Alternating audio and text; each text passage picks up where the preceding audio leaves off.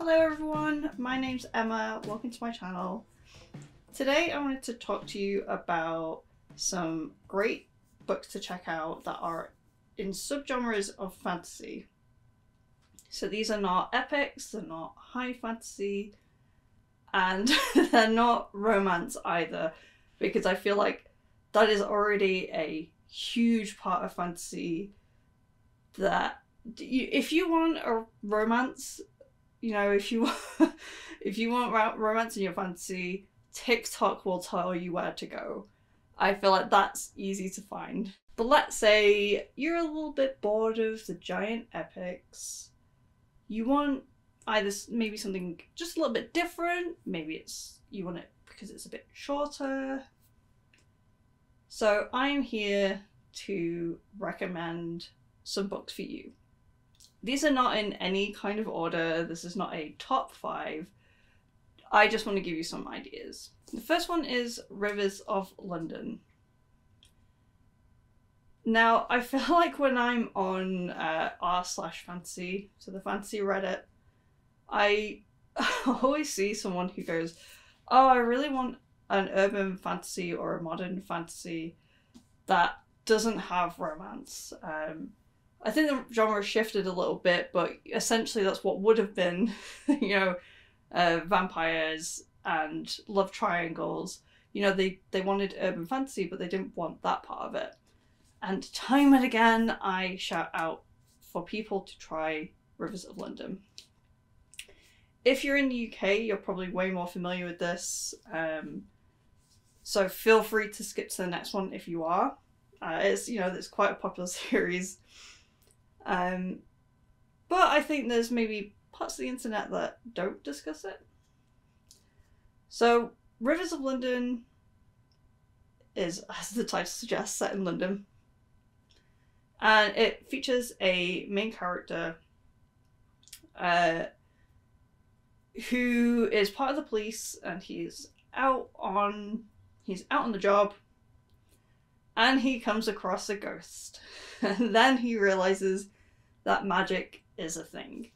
So this is a funny world where magic is hidden from most people, but it's not like there's a whole secret underground society that knows. Like, there is there is that part of it, but then there is also a huge chunk of the police that actually kind of knows.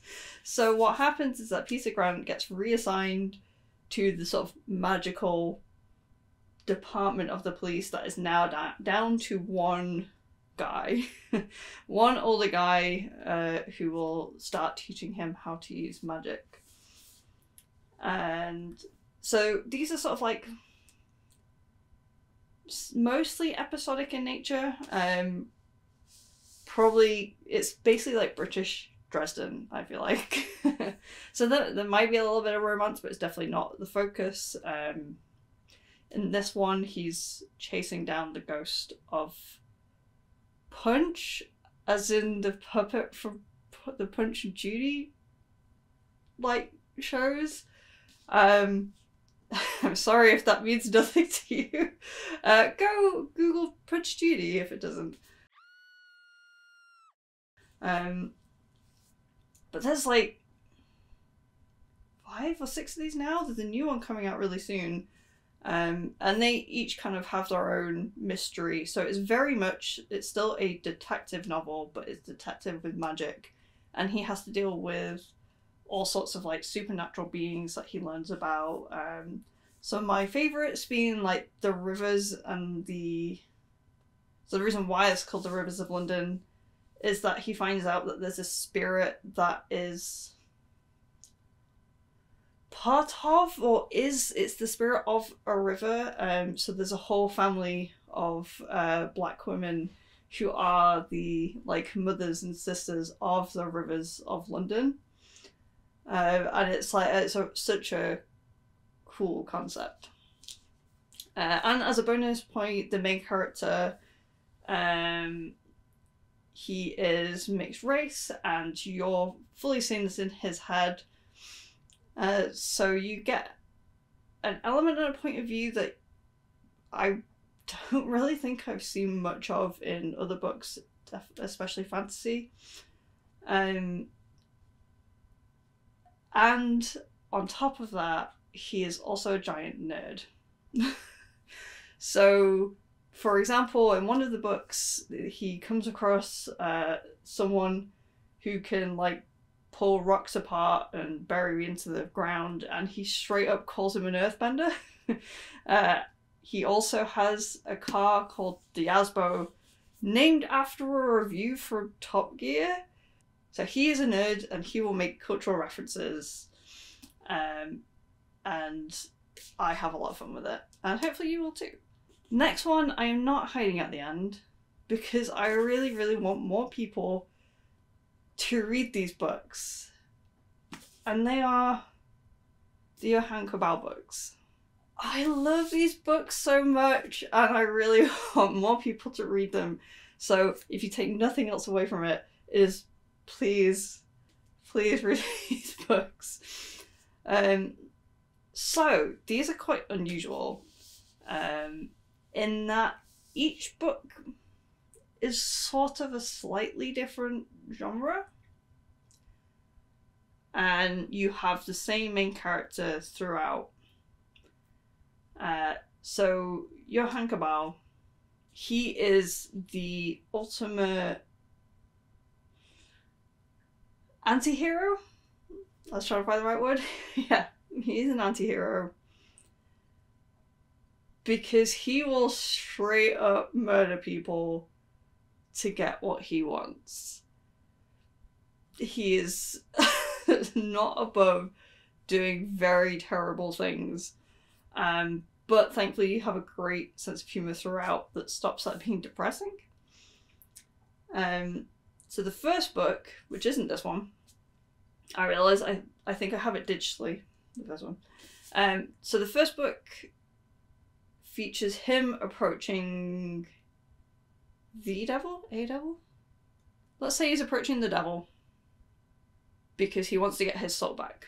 He sold his soul years ago, and he's decided that actually for his nefarious needs, he actually needs his own soul back. So he makes an exchange in that he will capture, I think it's like 99 souls on behalf of the devil to get his own back. And to do this, he is provided with a sort of supernatural roaming circus, and he asks for help from his vampire brother, who is hilarious, and I love him. He's the best character ever, and you know, he's my favourite. He's so lovely, sweet, and hilarious. But you know, that's kind of the point where Johannes Cabal is an absolute monster, but he is human, and then his brother is a monster because he's a vampire, but is actually the sweetest, nicest person. And that comes back in a really hilarious way in later books, but I'll try not to spoil things. So they have the circus, and they try and trick people into handing over the souls. And then the second book, I think it's the second book. Yeah, I think the second book is like more of a like 20s style detective novel set on a blimp. I think so. And then the third novel is all about exploring like the dream world, and it's like British explorers going out but into the dream world. So yeah, he ends up in these different adventures each time. I feel like the last couple of books sort of find a rhythm, and the kind of mixed genre thing falls away a little bit.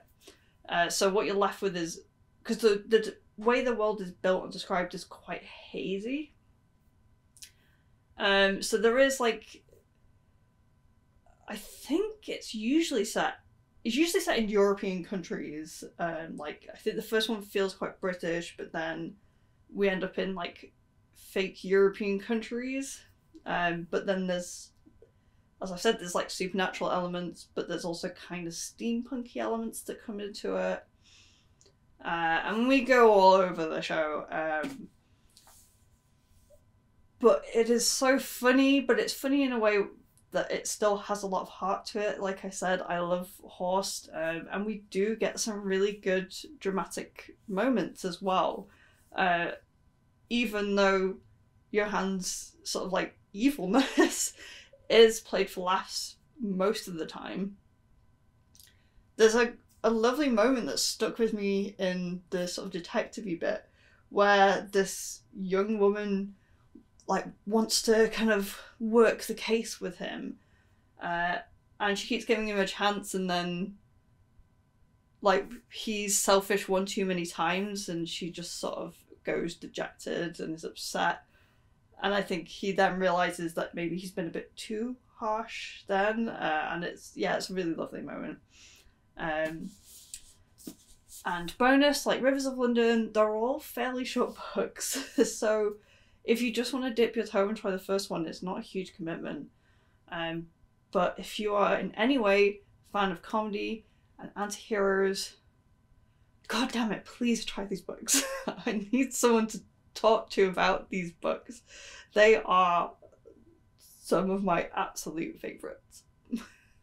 So next on the list, I've got this book in my hand, but I could also just do this because my next book / series is anything by China Miéville. He's one of those writers where when someone mentions him on the internet, there's a bunch of us ready to jump in going, oh my god, thank god, some attention. Someone needs to talk about him more. He's so good. China Miéville is such an interesting, incredible writer. I have to thank some of my friends from school years back recommending him to me, or if they hadn't at first, they were ready with recommendations because they were on it. But he is someone who will switch up genres, always looking to do something different. I think I've mentioned in a previous video, like these two, Perdido Street Station and The Scar, are in the same world. But he's a writer that always does something interesting. For example, Railsea. Okay, it's maybe not technically fantasy, this one. This is about... It's a world where there's no oceans, and so there are just hundreds and thousands of train tracks that people sail on, and you get pirate ships and all of that included. And I think this actually kind of is the closest thing he's into like YA from what it's been a while since I've read it. But then jump over to The City in the City, where it's such a strange concept. Again, I don't know if this one falls into fantasy, but you have these two cities that occupy the same area of land.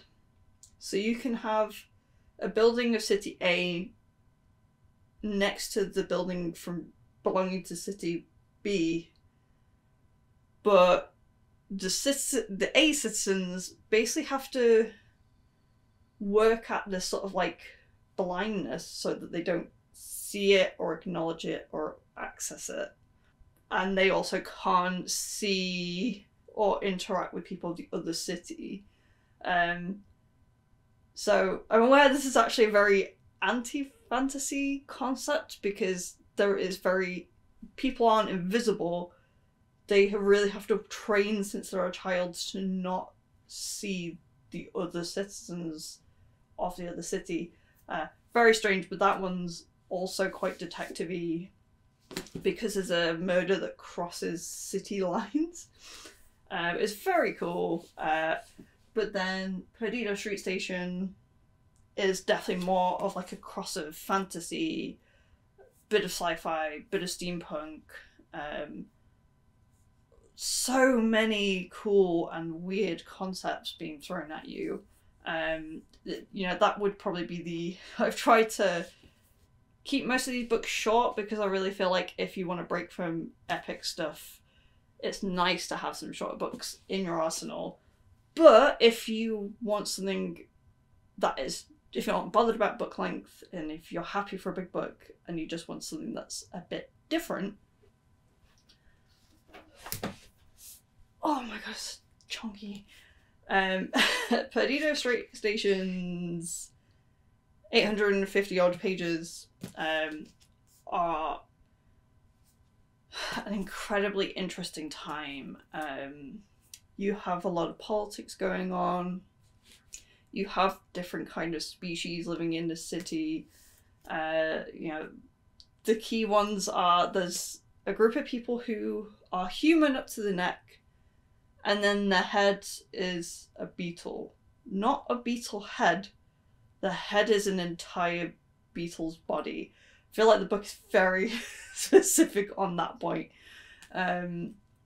You have a plot about like automatons run by like clicker cards. There's a giant monstrous moth flying around and ruining people's brains. Oh, there's so much to it, and I will be doing a reread with this in the hopefully not too distant future, because it is so fascinating and his writing really is something special. So if you're a little bit hesitant of the chunky books, he's got some smaller ones as well, don't worry, and there's more than the 4 that I've got on my shelf. So China Miéville, please check them out. So next on the list is Gideon the Ninth. I actually haven't read Harrow yet. That is going to be on my TBR. Well, it's on my TBR, but will be read pretty soon. I'm hoping to get to it this month. Just so that I don't forget too much of what happened before I get to the next one. Gideon the Ninth, I think, can split some people, because it is quite confusing. It's quite weird, and it ends up in a place that you don't quite expect. So this is a world where you have magic, you have like specifically necromancers, which are 2 main characters. Well, one of our main characters is, and our actual main character is her protector. Her, what's her title? It's like her sword woman, basically. So you have necromancers, but you also have these groups of people that live on different planets. So you have a sci-fi element to it. So yeah, it does a cool thing of having these concepts that were like fantasy concepts we're aware of, but it's like, well, what happens if you throw it in space? So you have these weird concepts. You have necromancy, and you are really thrown into it at the start. Gideon is trying to run away from this world. She's got a plan, and ends up in a fight, but it doesn't quite work out, and she's sort of stuck in her position.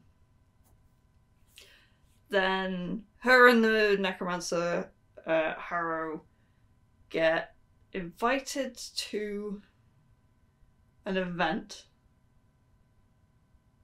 I'm definitely being vague for spoiler reasons, not because I've forgotten specifics.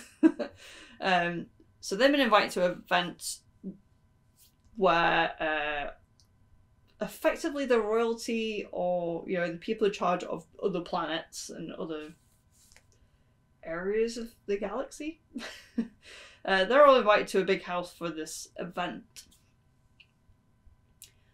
I don't think this is too much of a spoiler, because this is the whole bulk of the book, but once the book gets to that point, it then turns into like a murder mystery, which was unexpected to me. You know, you're really thrown in the deep end with these weird concepts. It's like, what? Skeletons and necromancy, and it's in space, and then there's this secret that we're not knowing about. And then suddenly like, wait, when did Agatha Christie show up? What is... Ah! But what it definitely has going for it, whether that sounds good to you or not, but what it has going for it, again, is amazing humour. And a lesbian who is just like happy to be horny on main, you know. She's a great character and I love her so much. And I think a lot of people will have so much fun with her. So I really hope you'll give it a look. It is one of those books where I had so much fun with it, and once I was finished, I spoke to my friend and just said, oh my god, you have to give this a go, please. It is so funny and amusing and you will love it. So, because the internet loves a list, and when you do a list it has to be a satisfying number, so I thought 5. Let's do 5 series, books, yada yada. And I actually really couldn't quite decide on what should belong here. And I settled on Susanna Clarke. I kind of wanted to do Jonathan Strange and Mr. Norrell. But like I said before, I think if you're avoiding epics, I think you're also sort of probably avoiding big chunky books. So I'm going to put Jonathan Strange and Mr. Norrell aside, even though it's, again, one of my all-time favourite books. And I will instead encourage people to read Piranesi. This, I think it ended up being the winner of the Women's Fiction Prize last year. And so it shouldn't be unknown to people. It should be quite well known. And you've probably heard people talk about this before and say how great it is. So just in case that's true and you haven't yet picked it up, this is your reminder to pick it up. I love the main character of this book so much. He is the sweetest person. He's a little bit naive, but it really doesn't matter. And for me, being able to walk through this at times creepy, but like interesting, huge house, you know, this labyrinth, that has all these statues and it doesn't quite make sense. Being in this world and seeing it through his eyes is a real pleasure. And I really can't say much about the book. You all go into it and things will be a little bit weird, but that's the point. You will have questions and you will keep going because you really want to know what the heck is going on. And even though it's eerie and mixed with a sweet character, you do have a lot of... you have drama. Things happen later on. I'll just say that. Yeah, Piranesi is something really special. It's not going to take long to get through it. I think I blasted through it in a day. This is your reminder. Read Piranesi. And there we have it. Please give some of these books a go. Definitely Johannes Cabal. I need more people to talk to about that book series. Please. If I didn't mention one of your favourites that you think should belong on this list, please let me know. I am always happy for some recommendations. Especially if they're like Johannes Cabal. If you are one of the few people who know that series and have a similar and have a book with a similar vibe to recommend, please do. But that will do it for today. Thank you for joining me, and I'll see you later. Bye!